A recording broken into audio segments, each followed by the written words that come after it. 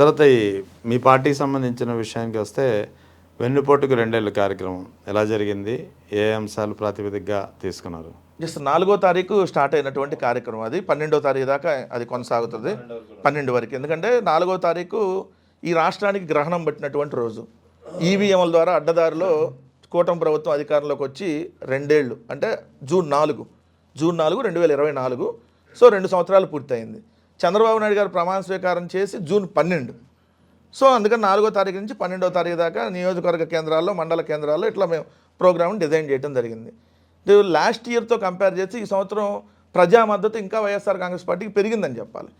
ఎందుకంటే మీరు చూడండి, జగన్మోహన్ రెడ్డి గారిని వచ్చి కరేడు రైతులు కలిశారు, జగన్మోహన్ రెడ్డి గారిని వచ్చి పొగాకు రైతులు, లేదంటే అంతకుముందు మిర్చి రైతుల దగ్గరికి జగన్ గారు, లేదంటే మీరు అన్నట్టు మామిడి రైతులు, అదేవిధంగా చూస్తే జగన్మోహన్ రెడ్డి గారికి ఇల్లు కోల్పోయిన వాళ్ళు విజయవాడలో జగన్మోహన్ రెడ్డి గారిని వాళ్ళ దగ్గరికి వెళ్ళారు, వాళ్ళకి అండగా నిలిచారు. ఇప్పుడు చూస్తే డిఎస్సికి సంబంధించి, అమరావతి ప్రాంతంలో రైతులకు సంబంధించి కావచ్చు, ఆరోగ్యశ్రీకి అందనటువంటి హాస్పిటల్కి సంబంధించినటువంటి డాక్టర్లు కావచ్చు, ఇలా అన్ని వర్గాలు ఈరోజు జగన్మోహన్ రెడ్డి గారిని వచ్చి ప్రత్యక్షంగా కలుస్తున్నారు జగన్మోహన్ రెడ్డి గారిని. అంటే ఏంటి, ఈ 2 ఏళ్ల పాలనలోనే ఇన్ని వర్గాల నుంచి ఈ కూటమి ప్రభుత్వం వ్యతిరేకత ఎదుర్కొన్నది అనేది స్పష్టంగా అక్కడ కనపడుతుంది. ఎందుకంటే ఎప్పుడైనా ఏదన్నా చివరి 1 ఇయర్లో కలుస్తారు వచ్చి ప్రతిపక్షాన్ని ఇంకో, కానీ మొట్టమొదటి సంవత్సరం నుంచి వచ్చి కలుస్తూ ఉన్నారు. సో అనేక మంది బాధితులు వరుసగా, ఎందుకంటే ఈ ప్రభుత్వం వచ్చిన తర్వాత తప్పుడు కేసులు పెట్టడం ఒకళ్ళ మీద కాదు, వైఎస్ఆర్సీపీ సోషల్ మీడియా కార్యకర్తలు, నాయకులు, 2 చూస్తే తెలంగాణ జర్నలిస్టులు, ఆంధ్ర జర్నలిస్టులు, ఐఏఎస్లు, ఐపీఎస్లు, లేదంటే కింద స్థాయి అధికారులకు పోస్టింగ్లు ఇవ్వకపోవటం. సో ఇలా అన్ని వర్గాలని ఈ రెడ్ బుక్ అనేది ఈరోజు రాక్షసత్వం ప్రదర్శిస్తూ ఉంది. కాబట్టి కూటమి ప్రభుత్వ 2 ఏళ్ల పాలనకి వ్యతిరేకంగా మాతో కలిసి ఏదైతే ప్రజలు ప్రజాక్షేత్రంలో ఈ ర్యాలీల్లో కానీ వాటిలో కానీ పార్టిసిపేట్ చేస్తూ ఉన్నారు. ఒకటి కేసుల గురించి అయితే అంతకుముందు ఫస్ట్ స్టార్టింగ్లో ఉన్నంత, స్టార్టింగ్లో కొంత చూసి భయం ఉంటుంది కదా ఎవరికైనా, అదైతే ఇప్పుడు ఎవరికి ఏ ప్రజలకి లేదు. మీరు కేసు పెట్టుకుంటారా, పెట్టుకోవడానికి ఓపెన్గా చెబుతున్నారు, ప్రజలు చెప్తున్నారు, కార్యకర్తలు చెప్తున్నారు, నాయకులు కూడా చెప్తున్నారు.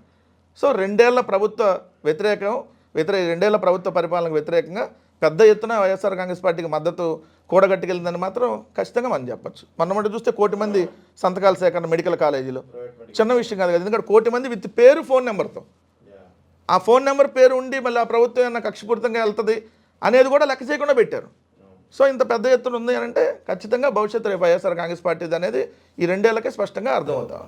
స్థానిక సంస్థల ఎన్నికలకు సంబంధించి వైఎస్ జగన్ క్లియర్ కట్గా ఒక మెసేజ్ జారీ చేశారు. ఎవరైతే టికెట్ ఆశిస్తారో ఆ అభ్యర్థులు ఖచ్చితంగా వాళ్ళకి ఆర్థికంగా కూడా సహాయ సహకారాలు అందించాలి, ఇనానిమస్లకు వెళ్ళవద్దు, పోటీ తప్పనిసరిగా ఉండాలి అని క్లియర్ కట్గా స్థానిక సంస్థల ఎన్నికల్లో పోటీ చేసి తీరాల్సిందే అనే మెసేజ్ కూడా పంపించారు. సో పార్టీ ఎలా సిద్ధమవుతుంది దీనికి?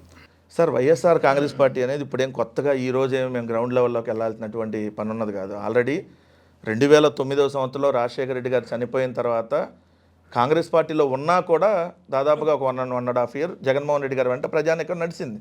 2011లో ఎప్పుడైతే జగన్ గారు ఇవన్నీ బై ఎలక్షన్స్ ఇవన్నీ పార్టీ పెట్టి తర్వాత బై ఎలక్షన్ని ఫేస్ చేసినప్పటి నుంచి మాకు గ్రౌండ్ లెవెల్లో మేము ఆల్రెడీ స్థానిక సంస్థలను ఎదుర్కొన్నాం. స్థానిక సంస్థలు మాకు ఇది 3వ స్థానిక సంస్థల ఎన్నికలు. 2014 ఎన్నికలకు ముందు మేము చేసాము. సో అది కూడా మేము పెద్ద ఎత్తున గెలవడం జరిగింది. తర్వాత అధికారంలో ఉన్నప్పుడు మేము స్థానిక సంస్థల ఎన్నికలను ఫేస్ చేసాం. అది ఆల్మోస్ట్ ఎనానమస్గా మాకు చాలా వరకు స్వీప్ చేయగలిగాం. సో అన్ని మున్సిపాలిటీలు ఆల్మోస్ట్ 2-3 అక్కడ ఒకటి మున్సిపాలిటీలు 2 దర్శను, ఇంకోటి 2 పోయినట్టున్నాయి అప్పుడు. సో అన్ని మున్సిపాలిటీలు మేము అక్కడ కైవసం చేసుకోగలిగాము. సో ఇటు చూస్తే ఇప్పుడు 3వ స్థానిక సంస్థల ఎన్నికలు. రెండోది మేము జనరల్ ఎలక్షన్స్ 3 ఎలక్షన్స్ ఫేస్ చేసి ఉన్నాం, 14, 19, 24. సో మాకు ప్రతి గ్రామాన మాకు కమిటీలు ఉన్నాయి, గ్రామ కమిటీలు, మండల కమిటీలు, బూత్ కమిటీలు, సో స్టూడెంట్ వింగు, లేదంటే యూత్ వింగ్, ఇట్లా అనేక రకాల వింగ్స్. సో దాదాపు 16 లక్షల మంది పార్టీ నిర్మాణంలో ఉన్నారు ఈరోజు. సో మాకు స్థానిక సంస్థల ఎన్నికలను ఎదుర్కోవటం మాకు ఈజీయే. సో కాకపోతే వాళ్ళు అధికారంలో ఉన్నారు కాబట్టి అధికార దుర్వినియోగానికి పాల్పడి కేసులు పెట్టో, దాడులు చేసో, భయభ్రాంతులకు గురి చేసి నామినేషన్లు వేయించకుండా చేయాలనేది వాళ్ళ ప్రయత్నం. కళ్ళ ముందు పులివెందుల ఎంత దారుణం, ఒక 2 జడ్పీటీసీ స్థానాల కోసమే ఎంత బరి తెగించారు, ఎంతమంది పోలీసులు పెట్టారు, ఎన్ని రకాల దాడులు చేశారు. ఇళ్లలో నుంచి ఓటర్లను బయటకు రానిలేదు. ఎప్పుడైనా మనకు నాయకులను ఒకళ్ళిద్దరు రానిపోవడం చూసాం, బట్ ప్రజలను ఎవరిని ఓట్లకు రానియకుండా చేసిన చూసాం. సో కానీ ఈసారి ఆ విధంగా చేయడానికి, ఎందుకంటే మొత్తం పోలీస్ ఫోర్స్ అంతా అప్పుడు మనం అక్కడ పెట్టగలిగారు మెజారిటీ. ఇప్పుడు అన్ని చోట్ల జరిగింది కదా. సో అందుకే నన్ను మొత్తం 1 విడత 2 విడతల్లో పెడితే ఇలా బండారం మొత్తం బయటకు వస్తుంది. అప్పుడు ఏంటంటే పోలీస్ యంత్రాంగం కూడా ఒకే చోట ఎక్కువ మంది కేంద్రీకృతం అవడానికి అవకాశం ఉండదు. కాబట్టి నేనేమంటున్నాను, కూటమి ప్రభుత్వాన్ని వాళ్ళు మీరు దౌర్జన్యాలు ఏమీ చేయకుండా, అన్యాయాలు ఏం చేయకుండా ఎలక్షన్ డైరెక్ట్గా చేయండి, అప్పుడు మీరు రిఫరెండంగా వెళ్ళండి దాన్ని. అంతేకాకుండా పోలీసులను అడ్డం పెట్టుకొని ఇంకోటి చేస్తాం, భయభ్రాంతులకు గురి చేస్తాం, ఇలా చేస్తామంటే మేము కూడా తెగించడానికి రెడీగానే ఉన్నాం. YSR Congress party local body ఎలక్షన్లో ఎందాకైనా వెళ్తుంది. ఎక్కడ ఎనానిమస్లు కానివ్వడానికి వీల్లేదు. ఏడన్నా 1-2 చోట్ల ఓడిపోయినా పర్లేదు, కానీ ఎనానిమస్గా ఎట్టి పరిస్థితుల్లో వాళ్ళకి ఇవ్వడానికి మాత్రం ఎట్టి పరిస్థితుల్లో కూడా అంగీకరించొద్దు. క్లియర్గా జగన్ గారు కూడా అదే ఇన్స్ట్రక్షన్ ఇచ్చారు. ఎందుకంటే వాళ్ళు ఇప్పుడు మన మీద రకరకాలుగా ప్రయత్నాలు చేస్తారు. డబ్బులతోనో, అధికార బలంతోనో, అధికార మదంతోనో, ఏదంటే అన్ని రకాల వ్యవస్థల్ని అడ్డం పెట్టుకొని రకరకాలుగా కుట్రలు చేయడానికి వాళ్ళు ప్రయత్నిస్తారు. ప్రయత్నించినా మనం ఎదురు తిరిగితే ఖచ్చితంగా పారిపోతారు. సో ఎదురొడ్డి నిలబడదాం. పోతే ఏం కాదు, 4 దెబ్బలు తగులుతాయి, అంతకంటే ఏమైంది, 4 రోజులు నొప్పులు ఉంటాయి, అంతకంటే ఏమైంది. సో ఖచ్చితంగా వైఎస్ఆర్ కాంగ్రెస్ పార్టీ రేపు స్థానిక సంస్థల ఎన్నికల్లో బలంగా పోరాడిద్ది. మెజారిటీ స్థానాలను కైవసం చేసుకోవడానికి ఖచ్చితంగా మా వంతు కృషి మేము చేస్తాం. కాపు ఫ్యాక్టర్ ఎలా ఉండబోతుంది రానున్న కాలంలో? అది ఎలక్షన్లో కావచ్చు, వివిధ రకాల అంశాల్లో కావచ్చు. సార్ 2019 ఎన్నికలతో 2024 ఎన్నికలు కంపేర్ చేసినప్పుడు 2024 ఎన్నికల్లో మెజారిటీ కాపు సామాజిక వర్గం పవన్ కళ్యాణ్ వెంట వెళ్ళింది 2024లో. ఎందుకు? పవన్ కళ్యాణ్ అనేవాడు కనీసం మంత్రి ఏదన్నా అవుతాడులే, ఇతను గట్టి ముఖ్యమంత్రి ఇతనే వద్దంటున్నాడు కదా, సో కనీసం మంత్రి అన్న అవుతాడులే అనే కోణం ఒకటి. రెండోది వీళ్ళు ఇచ్చినటువంటి ప్రామిసెస్ మేజర్గా మెజారిటీగా ఏంటంటే సూపర్ 6తో పాటు 143 హామీలు.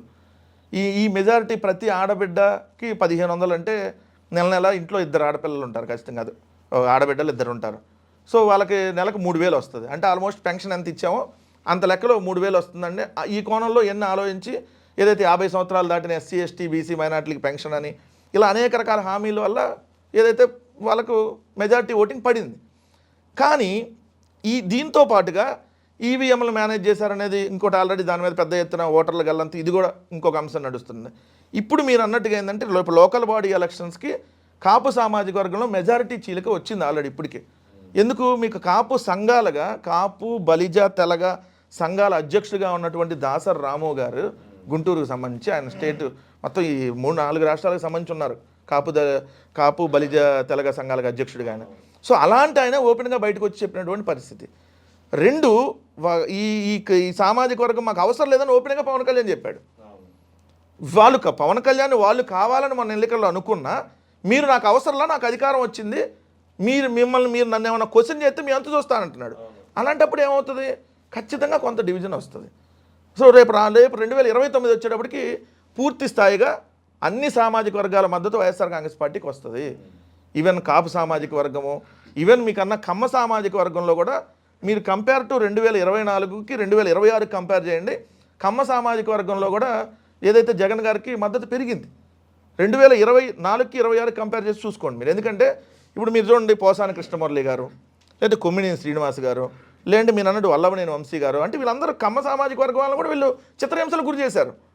సో కొడాల నాని గారి మీద కేసులు పెట్టడమనో, లేదంటే మీరు చూస్తే అక్కడికి వస్తే ఇప్పుడు వినుకొండ బోల బ్రహ్మనాయుడు గారు కావచ్చు, లేదంటే మీ తెనాల్లో అన్నాబత్తిన శివకుమార్ గారిని అనొచ్చు, లేదంటే మీరు చూస్తే అక్కడ సత్యనపల్లి ఆ రోజు విగ్రహావిష్కరణ నాగమల్లేశ్వరరావు అని ఏదైతే వైఎస్ఆర్ కాంగ్రెస్ పార్టీకి సంబంధించి ఆయన కమ్మ సామాజిక వర్గం, ఆయన ఈ ప్రభుత్వ వేధింపుల వల్ల చనిపోయాడు. వీళ్ళు రిజల్ట్ వచ్చిన తర్వాత సో ఆయన్ని పోలీస్ స్టేషన్కి తీసుకొచ్చి కూర్చోబెట్టి వాళ్ళ ఇళ్ళ మీదకి దాడులకు పంపించేసి, సో ఆయన నువ్వు ఇక్కడి నుంచి రావడానికి వీల్లేదని చెప్పి మళ్ళీ గుంటూరు పంపిస్తే అతను సూసైడ్ చేసుకొని చనిపోయాడు.